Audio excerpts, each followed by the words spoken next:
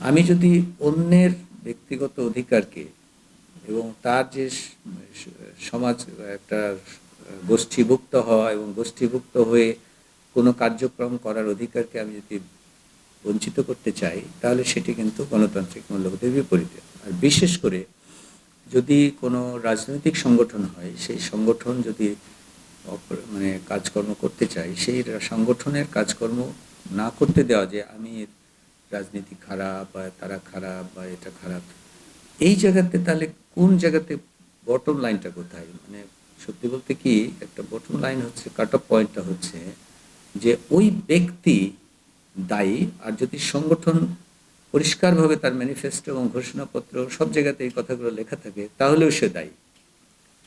আর যদি একটা সংগঠনের অনেক সদস্য থাকে এবং সেটা কোনো না কোনো পদ্ধতিতে কোনো নেতৃত্ব যারা লাভ করেছে, সেই নেতৃত্ব যদি সেই সংগঠনকে বিপথে পরিচালিত করে, তাহলে সেই নেতৃত্বের লোকরা দায়ী।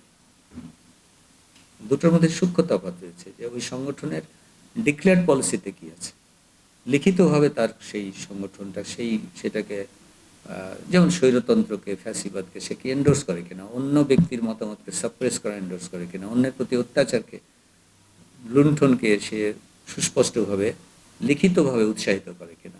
আছে অনেক পার্টি রয়েছে, যেমন নাৎসিবাদী ছিল, যে তারা বলবে যে আমি অন্য পার্টিকে, অন্য মতামতকে আমি ঘৃণা করি, ইহুদিদের ঘৃণা করি, কিংবা জার্মান রক্ত যাদের নেই তাদের ঘৃণা করি। এখানেও হয়তো কোনো কোনো ধর্মীয় ভিত্তিক দল বলবে যে অন্য ধর্মের লোককে আমরা আমরা মনে করি নিচু শ্রেণীতে, এই ধরনের এক্সপ্লিসিট যেটাকে বলা হয় প্রকাশ্য ঘোষণা। কিন্তু যদি তার ঘোষণাপত্রে অন্যের অধিকারকে স্বীকৃত থাকে আর কোনো নেতৃত্ব এসে তাকে বিপথে পরিচালিত করে, তাহলে ওই নেতৃত্বের প্রত্যেকটা ব্যক্তি, ওখানে কিন্তু ব্যক্তির যা দায় দায়িত্ব এবং সমষ্টিগত দায় দায়িত্ব, তাকে সেটা বিচারের আওতায় আনা যাবে। তার মানে হলো, অন্য কথায়, যে আমাদের ব্যক্তির যে ওই দলের যে ব্যক্তিরা যদি ভালো থাকে বা অন্য কেউ থাকে, তাহলে তাকে কিন্তু আইনের সঙ্গতভাবে এবং মৌলিক ভিত্তি গণতন্ত্রের লিবারেলিজম, তার ভিত্তিতে সব ব্যক্তিকে ঢালাওভাবে অ্যাকিউজ করার কোনো পদ্ধতি নাই। আসলে গণতন্ত্রের যেটা মূল ভিত্তি লিবারেলিজম, সেখানে হচ্ছে ব্যক্তি হচ্ছে একটা প্রধান বিষয়, ব্যক্তির অধিকার এবং ব্যক্তির সাম্য, সমতা এবং ব্যক্তির মর্যাদা, মানবিক মর্যাদা।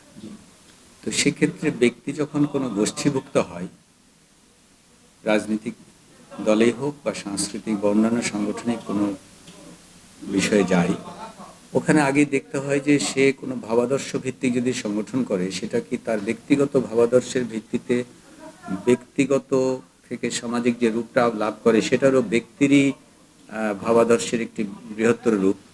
কিন্তু সে কিন্তু সমাজ বা রাষ্ট্রে তাকে বাধ্যতামূলক করার জন্য কোনো প্রচেষ্টা করে না। সেটা যদি কেউ স্বেচ্ছাসেবার ভিত্তিতে তার গ্রুপে যুক্ত হয়, কাজকর্ম করে এবং রাষ্ট্রের আইনের বিরুদ্ধে না যায়, তাহলে সে কিন্তু সেটা চালিয়ে যায়। আর যদি সেই ব্যক্তি, রাষ্ট্রের দায়িত্ব হচ্ছে সেই ব্যক্তির অধিকারকে সমুন্নত রাখা এবং তার যে মতামত, যেটাকে আমরা বলি প্লুরালিটি, বহু ভিত্তিক সমাজ, বহু চিন্তাভিত্তিক সমাজ, বহু মূল্যবোধ ভিত্তিক সমাজ, সেটা গণতন্ত্রের রাষ্ট্রে একটা সুস্পষ্ট ভূমিকা রয়েছে এবং তাকে উৎসাহিত করা হয়, কোথাও কোথাও আরও বেশি উৎসাহিত করার কথা বলা হয়। তাহলে আমি যদি এই পরিকল্পনায় ধরি, তাহলে আমার রাজনৈতিক যখন দল গঠন করা হচ্ছে, কোনো রাজনৈতিক দল যখন, এটা তার মানে এটার ব্যক্তি থাকছে না, এটা রাষ্ট্রের জন্য, আমি রাষ্ট্রের ক্ষমতার জন্য রাজনৈতিক দল, মানে আমার রাষ্ট্র ক্ষমতা দখল যদি না হয়, তো এটা রাজনৈতিক দল হলো না। তার মানে এটার ব্যক্তি পর্যায়ে থাকছে না, রাষ্ট্রীয় পর্যায়ে থাকছে। এখন রাষ্ট্রীয় পাবলিক এই এথিক্সের ক্ষেত্রেও তার যদি কোনো ডিক্লেয়ার্ড পলিসি থাকে যে সে অন্যের ব্যক্তিগত অধিকারকে ক্ষুণ্ণ করবে, সেটা ধর্মীয় হোক, ভাবাদর্শগত হোক, তার অন্যান্য অধিকার হোক, মানবিক মর্যাদার অধিকার হোক, তাহলে সেই সংগঠন কিন্তু সুস্পষ্টভাবে গণতন্ত্রের বিরোধী। কেমন, সে কিন্তু একটা গণতান্ত্রিক সমাজের মধ্যে যে অপারেট করা, সেটা তার বাঞ্ছনীয় হয়ে ওঠে না, কারণ সে তখন একটা বিপ্লবের মধ্য দিয়ে বা কোনো একটা কোনো অন্য অগণতান্ত্রিক পদ্ধতিতে তাকে আসতে হবে। কারণ গণতান্ত্রিক কাঠামোর ভিতরে সে কাজ করলে বলবে আমাকে ব্যক্তির অধিকার আমাকে স্বীকার করতে হবে। এখন সেই ক্ষেত্রে সে যদি সেটি প্রয়োগ না করে, সেটা কিন্তু সুস্পষ্টভাবে তাকে বোঝা যাবে যে সে গণতান্ত্রিক মূল্যবোধের বিপরীতে কাজ করছে, লিবারালিজমের বিপরীতে কাজ করছে।